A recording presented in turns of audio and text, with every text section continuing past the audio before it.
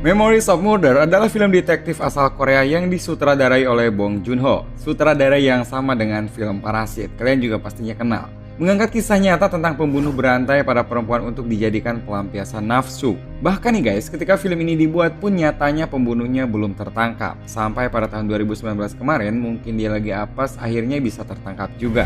Kalian bisa bayangin aja deh guys, kasus ini tahun 86, film ini dibuat di tahun 2003, dan baru 2019 penjahatnya bisa tertangkap. Gila kan, hebat kali itu penjahatnya bisa buron bertahun-tahun. Park Do-man adalah seorang detektif terbaik di desa itu, walaupun kenyataannya dia punya sifat yang ceroboh. Satu lagi rekannya yaitu Yungko, dia punya sifat temperamen dan juga selengean.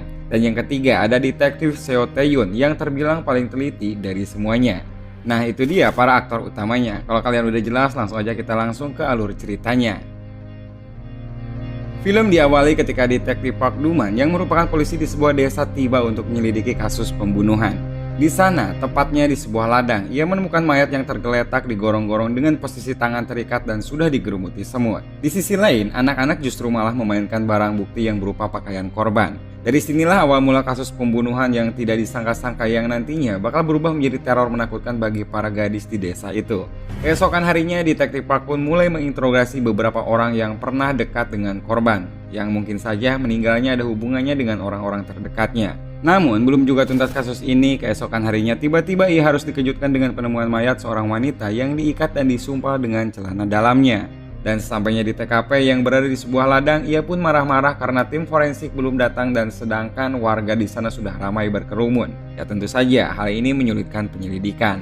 Berita tentang pembunuhan ini pun menjadi ramai. Bahkan, istri Park juga mendengar desas-desus tentang seorang pemilik restoran yaitu Baek yang disebut sebagai keluarga pembunuh wanita. Istri Park juga bilang guys, kalau Baek juga punya anak bernama Kwang Ho yang kurang normal. Kata dia, Kwang Ho ini sering mengikuti korban sebelum dia meninggal. Jadi cerita ini pun tentu membuat Park curiga dan langsung membawa Kwang Ho untuk diinterogasi. Di sini Park mencoba menginterogasi Kwang Ho dengan cara memancing pembicaraannya mengenai wanita. Namun di tengah interogasinya yang serius, tiba-tiba datanglah rekan Park yang bernama Yungko dan tanpa basa-basi langsung menendang Kwang Ho. Nampaknya ia emang kesel banget, padahal mereka juga belum tahu pasti kalau dia adalah pelaku sebenarnya. Di suatu pagi, Park kedatangan rekan baru bernama Seo Tae-yoon. Sersan Haebong pun bilang kalau dia datang secara sukarela untuk menyelidiki kasus pembunuhan ini. Sembari Park menginterogasi Kwang Ho yang kesekian kalinya, Tae-yoon pun mulai mempelajari kasus ini. Karena Kwang Ho tidak mengaku juga, akhirnya detektif Park mempunyai ide untuk mengajaknya ke hutan. Di sini, Park mulai memancing emosi Kwang Ho dengan harapan ia terpengaruh dan bisa mengaku. Ketika Park mulai bicara soal korban kedua yang sering diikuti oleh Kwang Ho ini, dengan sedikit paksaan ia pun menjelaskan dengan detail bagaimana dia membunuh wanita tersebut. Dia bicara soal mencekik lalu melucuti bajunya dan memakaikannya lagi. Meski kelihatannya sudah mengaku, namun Tae-yoon tidak merasa teryakinkan sehingga tetap mempelajari kasus tersebut hingga malam.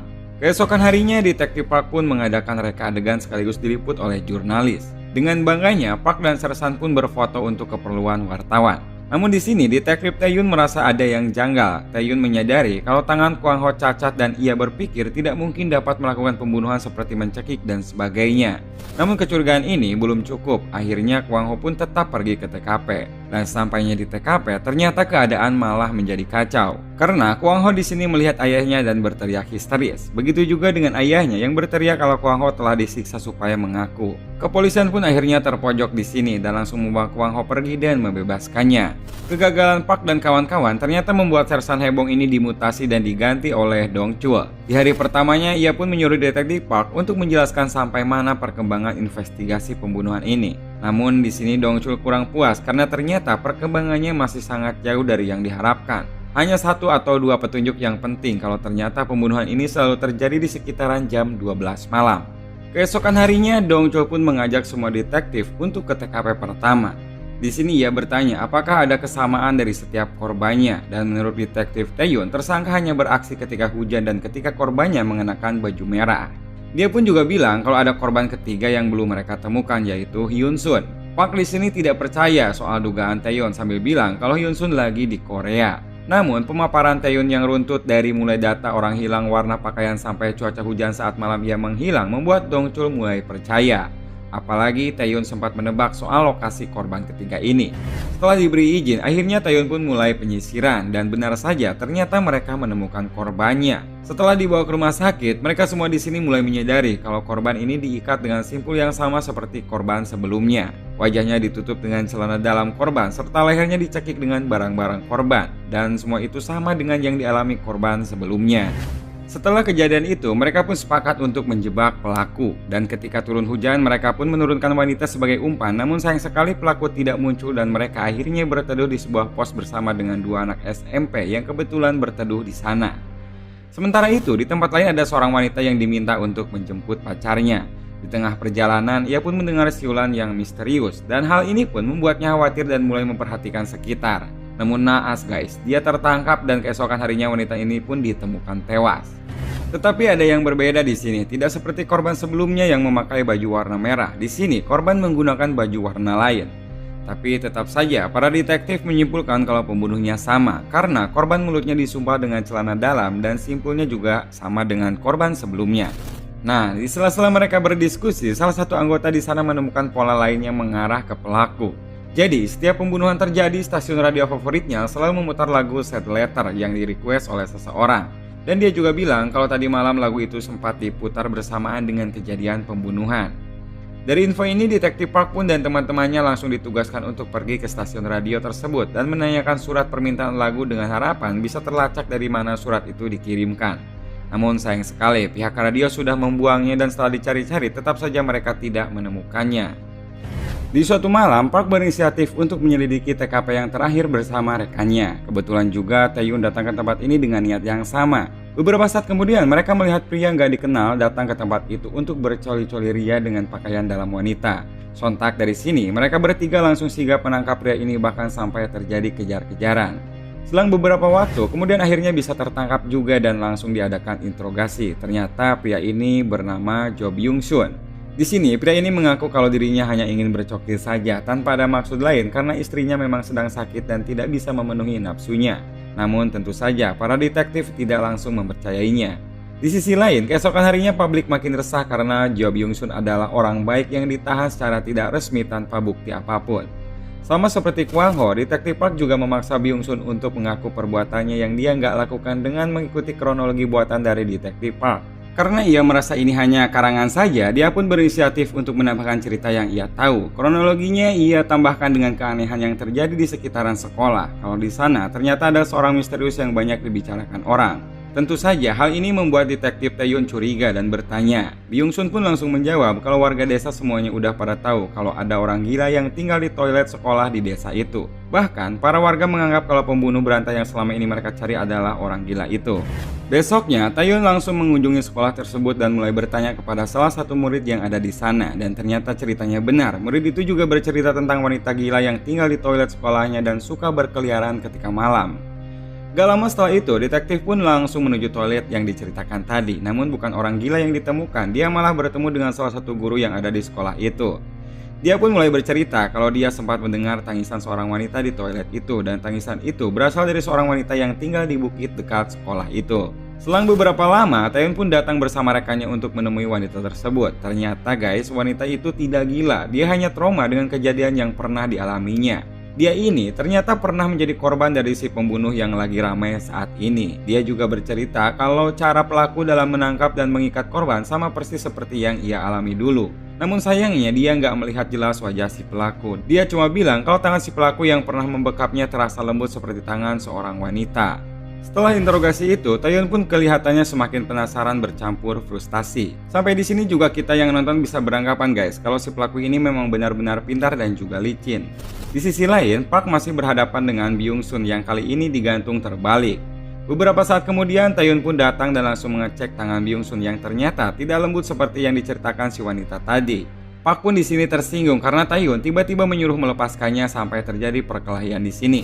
Namun perkelahian ini tidak berlangsung lama guys, karena lagu Sad Letter tiba-tiba terdengar di radio. Dan saat itu kebetulan juga sedang terjadi hujan. Semua anggota pun mulai panik. Taehyun juga langsung menelpon pihak radio untuk menanyakan surat permintaan lagu, tapi sialnya malah dianggap sebagai penelpon iseng. Sedangkan sersan yang meminta bantuan juga tidak mendapatkan hasil karena para anggota kepolisian lain sedang sibuk mengurusi demo di kota lain. Dan akibatnya petunjuk-petunjuk semua itu ternyata benar dan korban pun tidak terelakkan. Keesokan harinya saat di forensik, mereka menemukan hal yang cukup janggal. Di dalam kemaluan wanita ini ditemukan 9 potongan buah persik. Penemuan ini membuat Park dan Taehyun lemas, bahkan Park sampai merobek buku miliknya yang berisi kumpulan terduga. Di saat itu juga anggota lainnya menelepon mereka dan berkata kalau dia sudah menemukan kartu pos orang yang kemarin merequest lagu Sad Letter. Orang itu ternyata bernama Park Hyunju dan alamatnya juga tertera di sana. Park dan Taehyun pun langsung pergi ke alamat tersebut dan menemukan ibu kos Hyunju yang memberitahukan kalau Hyunju sedang bekerja di suatu pabrik. Dan singkat cerita, mereka pun berhasil menangkap Hyunju dan langsung melanjutkan interogasi kepadanya. Hal yang pertama Taehyun lihat adalah tangannya, ternyata cocok seperti yang wanita tadi katakan. Mereka pun juga menanyakan kapan dia mulai tinggal di desa. Dan Hyunju pun menjawab September, yang dimana tak lama sebelum terjadi pembunuhan pertama. Mereka juga bertanya soal lagu Sad Letter dan Hyunju mengaku kalau ia sengaja merequest lagu tersebut ketika hujan. Yang lebih mencurigakannya guys, dia ini tidak tahu soal lagu terakhir yang diputar di radio kemarin. Jadi jelasnya begini, pembunuhan terakhir itu kan terjadi antara 7.30 sampai jam 8 malam. Sedangkan lagu ini diputar pada jam 7.30-an. Dia bilang mendengarkan radio ini sampai akhir, yang berarti itu sampai pada jam 8. Lalu kenapa dia nggak tahu lagu terakhir padahal si penyiar selalu menyebutkan setiap judul lagu yang diputar? Berarti setelah dia mendengarkan lagu itu, dia pun pergi keluar untuk melakukan sesuatu. Jadi dugaannya seperti itu. Suasana semakin intens ketika Taehyun menunjukkan buah persik dari korban tadi. Hyunju berteriak menyangkal dan Yungko langsung terpancing dan menendangnya. Akibatnya, Sersan Dongchul pun langsung melarang Yungko untuk jangan pernah masuk lagi ke ruang interogasi.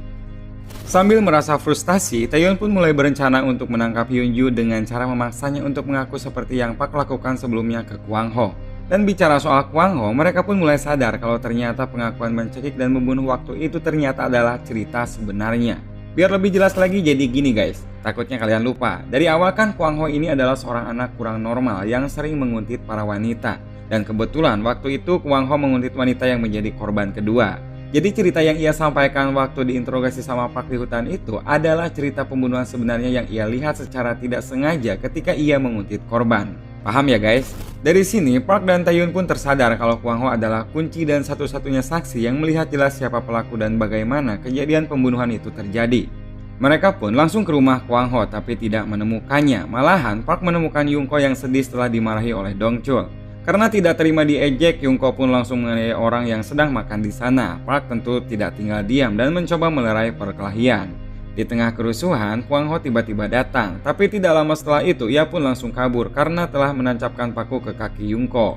Park dan Taehyun pun langsung mengejarnya dan berhasil membujuk Kwang Ho untuk membeberkan apa yang ia lihat waktu itu. Namun sayangnya ketika Kwang Ho diperlihatkan foto Hyunju, dia tidak langsung menjawabnya karena keburu datang ayahnya yang beranggapan bahwa Kwang Ho sedang disiksa oleh Park dan juga Taehyun. Karena panik, Kwang Ho pun kabur lagi dan harus kehilangan nyawa karena ditabrak oleh kereta. Dan hal ini pun menyisakan luka buat Park karena ia tidak sempat menyelamatkan Kwang Ho. Dan akhirnya tanpa adanya bukti yang kuat, Hyunju pun terpaksa dibebaskan. Namun di saat hampir tidak ada harapan, ternyata ada bekas sperma yang ditemukan di salah satu mayat korban. Dari sperma ini DNA pelaku bisa diketahui guys, namun mereka harus mengirim sampel itu ke Amerika dulu karena teknologi di sana belum memadai. Sementara itu kaki Yungko yang tertancap paku ternyata berakibat infeksi dan hal itu menurut dokter harus segera diamputasi. Tentu saja Park sebagai teman yang baik ia merasa sedih dan kita bisa mengambil pelajaran dari sini guys. Mungkin itu adalah balasan untuknya yang tadinya sering memukul dan juga menyiksa orang-orang tidak bersalah dengan kakinya. Taehyun yang masih curiga ini terus mengintai Hyunju dan pada saat Hyunju pergi sayang sekali mobil Taehyun tidak bisa dinyalakan. Sesampainya di kantor, Taehyun pun mulai berkata yang tidak-tidak soal Hyunju dan menganggap lepasnya Ju malam ini bisa saja akan ada lagi korban. Dan ternyata benar, keesokan harinya ada korban lagi. Di sini Taehyun sangat merasa bersalah karena tadi malam sempat kehilangan jejak Hyunju dan ia juga ternyata mengenal korban yang ternyata adalah seorang murid yang sempat bertemu di sekolah waktu itu. Di sini mulai greget nih guys. Coba kalau tadi malam Taehyun bisa mengikuti Hyunju dan jika memang dia adalah pelakunya, setidaknya malam itu juga bisa langsung tertangkap dan misteri ini bisa terungkap. Taehyun yang emosi langsung pergi dan menghajar Hyunju. Pada saat Hyunju hampir ditembak, Park pun datang sambil membawa hasil DNA. Taehyun benar-benar terkejut guys ketika melihat hasilnya yang nunjukin kalau sperma tersebut tidak cocok dengan Hyunju. Tentu saja hal ini nggak bisa ia terima dan Taehyun pun berusaha menembak untuk kedua kalinya namun tetap dicegah oleh Park. Sampai di sini, mereka berdua pun gak ada pilihan lain selain membiarkan dia bebas dan kasus ini pun berakhir tanpa tersangka. Sangat disayangkan ya guys, padahal petunjuk-petunjuk yang mereka temukan sudah mendekati ke pelaku, namun bukti DNA yang terakhir harusnya menjadi bukti yang kuat, nyatanya hasilnya lain. Kemudian kita lompat ke tahun 2003. Di sini, Park sudah memiliki 2 anak dan beralih pekerjaan menjadi salesman. Karena ingin nostalgia, Park pun mampir ke desanya, tepatnya ke ladang di mana ia menemukan korban pertama. Ketika melihat ke bawah parit, tiba-tiba ada seorang anak yang bilang kalau beberapa waktu lalu juga ada orang yang datang ke ladang tersebut dan orang itu bilang kepada si anak kalau dulu dia pernah melakukan sesuatu di tempat ini dan datang untuk mengenangnya. Dari sini bisa dipastikan kalau yang datang itu adalah si pelaku guys.